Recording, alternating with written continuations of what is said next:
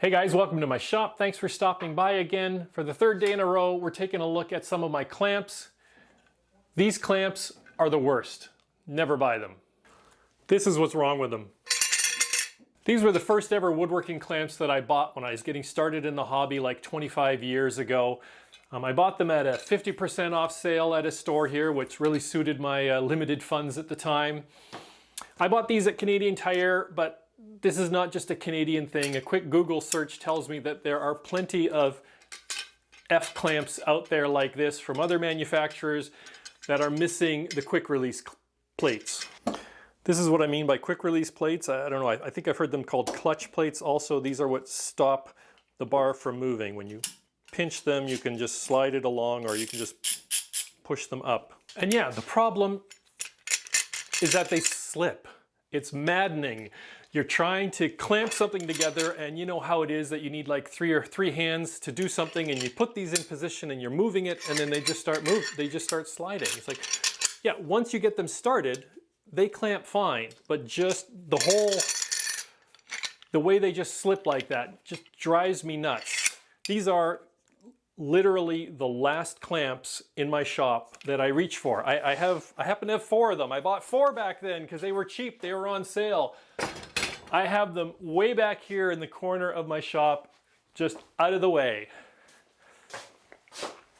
Yeah, why haven't I just gotten rid of them? It's like, if you already have your project clamped up with good clamps and you need a little bit more clamping force, yeah, I might grab one of those, but you know,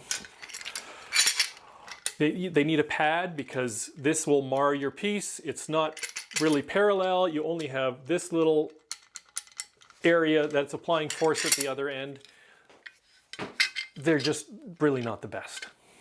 I don't hate F clamps. I mean, I have a bunch of small ones. I have a bunch of medium-sized ones over my workbench. These, though, come with the quick release plates so they don't slip. So I don't hate F clamps. I just like parallel clamps better. Now on the positive side, these particular clamps come with a flip lever, so you can open this up and you can really wrench on it with your hand. So you can apply a lot of force with that. That is one positive to these. These also have a 5-inch throat, whereas my parallel clamps only have about a 3.5-inch deep throat. And so yeah, that deep throat is another reason I keep them around, but when I really want a deep throat clamp, I'll reach for one of these. Now I also have a couple of these little tiny 4-inch Bessies, which also do not have the quick release plates. On these little ones, I'm not really using them for a big glue up, so it doesn't really matter on a little clamp. I tend to use this for clamping stop blocks, such as here on my cross-cut sled. Works good in a position like that. Okay guys, that's it for this one.